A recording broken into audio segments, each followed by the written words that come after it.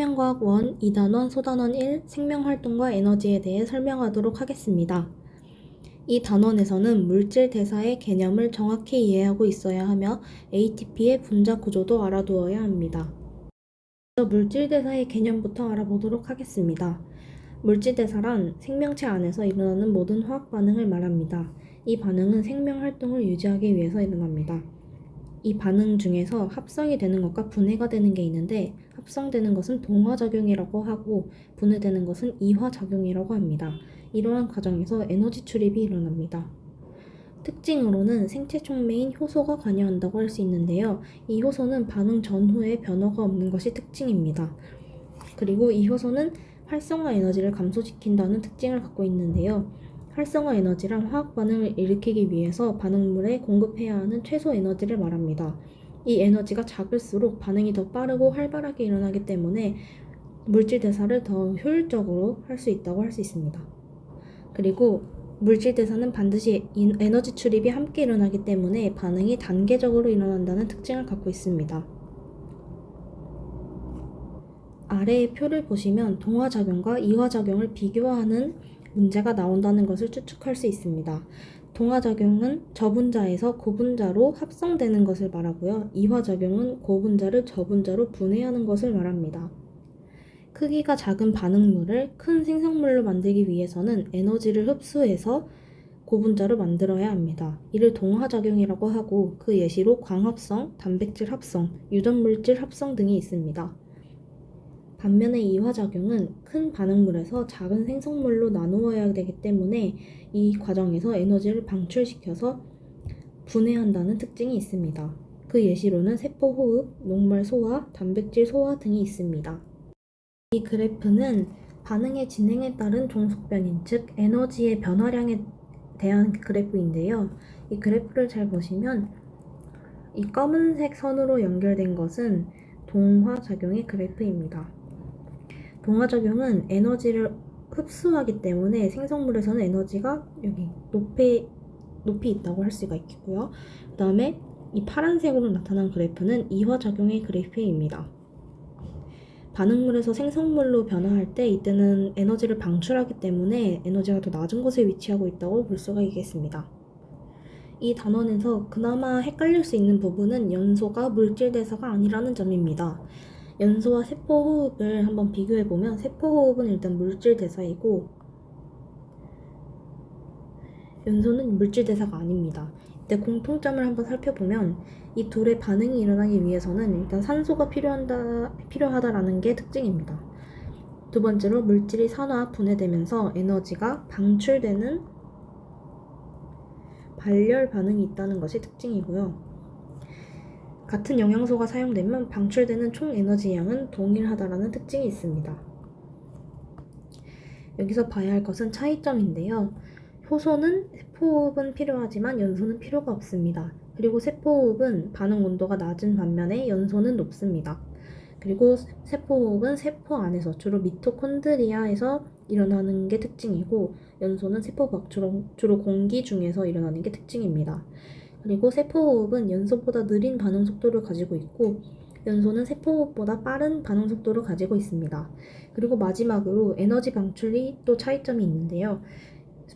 물질 대사, 즉 세포호흡은 열과 ATP를 단계적으로 방출합니다.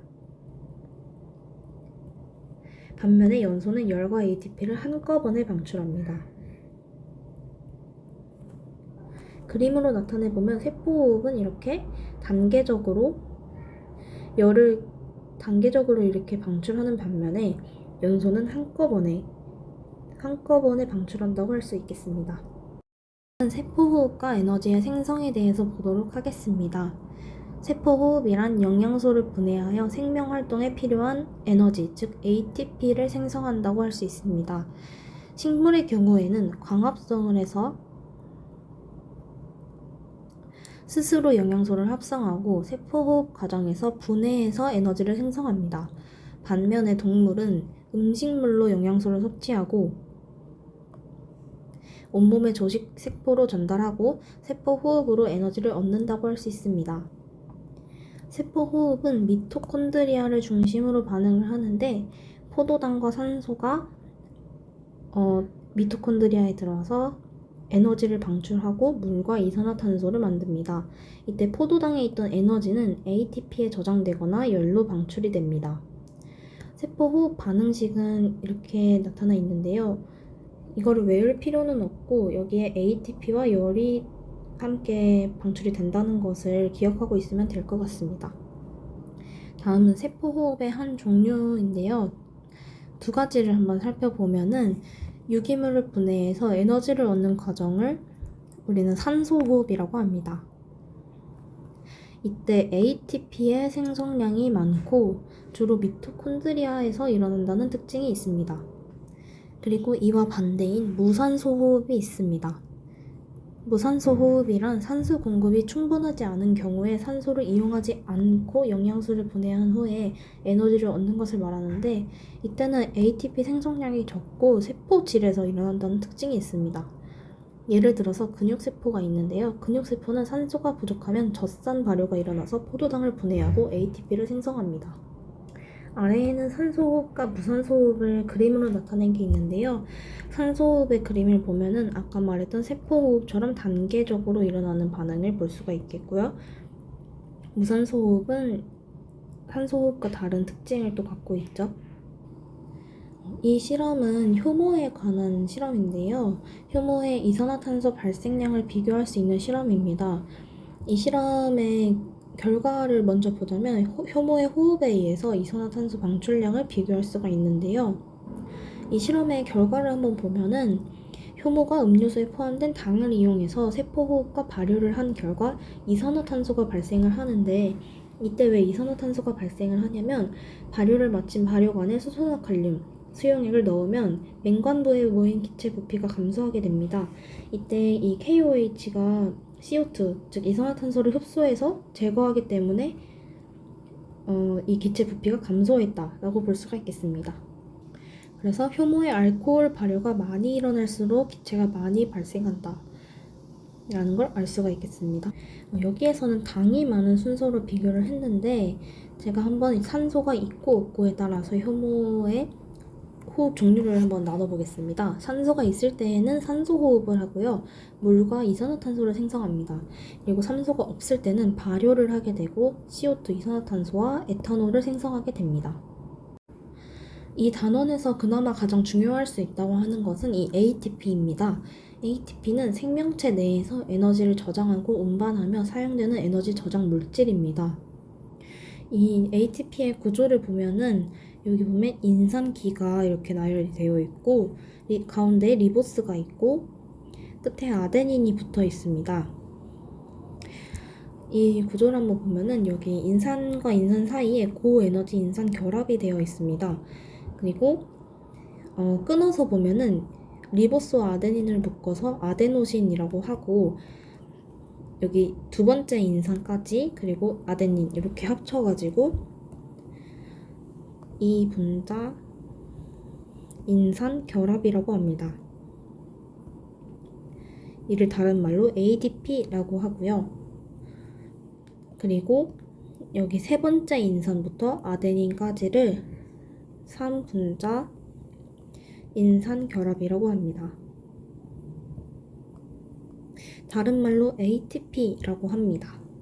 이 ATP는 세포호흡으로 생성하는 에너지 중 일부를 가지고 있는데 이 에너지 중 일부를 ATP의 화학 에너지 형태로 저장을 하고 있고 ADP의 한 분자의 무기 인산을 결합시켜서 ATP가 합성됩니다. 이때 ATP를 체내 에너지 전환 과정의 매개 역할이라고 합니다. ATP의 두 번째와 세 번째 인산 사이의 결합이 끊어지면 여기 두 번째와 세 번째의 인산 사이의 결합이 끊어진다면 ATP는 ADP와 한 분자 인산 그리고 에너지, 저장되어 있던 에너지가 방출됩니다. 이게 바로 다양한 생명활동에 이용되는 에너지입니다. 지금까지 한 내용을 종합해보면 이 그림을 참고하면 될 것 같습니다. 여기까지는 물질 대사했던 그림이고요. 이 다음으로는 이 에너지가 전환되는 그림입니다. 여기서 ADP가 한 분자의 인산과 에너지 흡수를 해가지고 ATP가 되는데 이 ATP는 여기에 고에너지 인산 결합을 하고 있었고 여기서 이 분자와 이 분자가 끊어지게 된다면 에너지를 방출해서 다시 ADP와 한 분자의 인산으로 이렇게 나누어지게 됩니다. 여기 에너지 방출에서 얻게 된 에너지는 포도당의 에너지는 아니고 ATP에서 나온 에너지입니다. 이 에너지는 다시 우리가 일상에서 쓸 수 있는 에너지들로 다양하게 쓰이게 됩니다. 여기서 봐야 될 것은 ADP는 세포호흡 시에 방출된 에너지에 의해서 무기 인산과 결합해서 다시 ATP로 합성된다는 점입니다. 오늘 배운 내용을 문제로 한번 정리해 보겠습니다. 그림은 세포호흡이 일어나는 과정을 나타낸 것이다. 빈칸에 알맞은 말을 한번 채워보겠습니다. 일단 세포호흡은 미토콘드리아에서 주로 일어납니다. 그래서 이 미음은 미토콘드리아이고요. 이 미토콘드리아에 니은과 기체 디귿이 만나서 물과 기체 리을과 화학에너지 기육을 방출하게 되는데 이제 화학에너지는 오늘 가장 중요하게 배웠던 ATP이고요. 그리고 물과 기체가 생성되게 되는데 이 기체 리을은 일단은 니은과 디귿을 먼저 찾아볼게요. 니은은 일단 포도당이 되겠죠. 기체는 산소가 되겠고요. 이 니은과 디귿은 일단 물질 대사의 개념을 먼저 생각해 보시면 풀 수 있었을 것 같습니다. 그리고 생성물을 보면은 물과 기체 리을인데 기체 리을은 뭐였죠? CO2, 이산화탄소였죠. 네, 그래서 이 문제는 세포호흡의 과정을 잘 알고 있는지, 반응물과 생성물을 잘 알고 있는지, 그 과정에서 화학에너지 ATP가 나온다는 사실을 기억하고 있는지 그런 것들을 물어보는 문제였습니다. 이번 문제는 물질 대사에서 얻을 수 있었던 에너지를 전환하는 과정을 나타낸 것인데요. 이 그림은 ATP의 합성과 분해를 나타낸 것이다. 빈칸에 한번 또 말을 채워보도록 하겠습니다. 일단 요 초록색 기억 리을 빈칸이 요거의 이름을 쓰라는 것 같아요. 그래서 한번 기억을 채워보면은 인산이 3개가 붙어 있고 아데닌 리보스가 있고 고에너지 인산 결합을 한 것으로 보아서 이것은 ATP라고 볼 수 있겠고 리을을 한번 보면은 아데닌 리보스까지는 똑같은데 인산이 2개 달려 있고 한 분자는 따로 있어요. 그래서 여기 이렇게 나눠져 있다, 떨어져 있다라고 보시면 되겠고 그래서 이 리을은 인산이 2개만 달려 있으니까 ADP 하고 인산이 하나 더 달려 있죠. 그래서 여기 화살표를 잘 따라가 보면 알겠지만 ADP와 인산이 결합하기 위해서는 에너지가 필요하죠. 그래서 에너지를 흡수해야 돼요. 그래서 니은은 흡수이고요. ATP에서 ADP 플러스 인산으로 나누어질 때에는 이 결합이 끊어지기 때문에 에너지가 방출됩니다. 그래서 디귿은 방출이고요. 미음을 한번 보면은 미음은 여기 2개를 묶어서 이 둘의 이름을 물어보는 건데 이거는 이제 아데닌 플러스 리보스 해가지고 아데노신이라고 하고 비읍은 여기 한 분자 인산을 말하는데 이것을 무기인산이라고 합니다.